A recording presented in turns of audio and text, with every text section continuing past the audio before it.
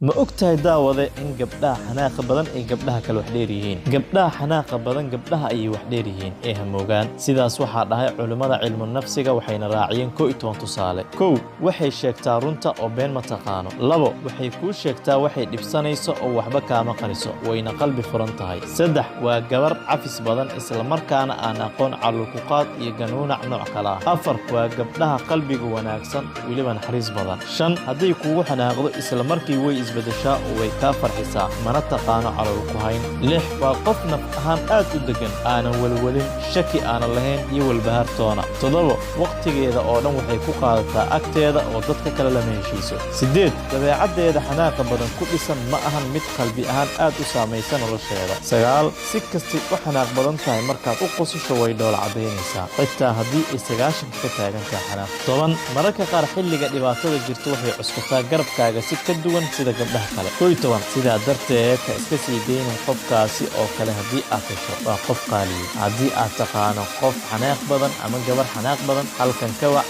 una sheeg una hambaliyey inay dumarka kale wax dheer tahay.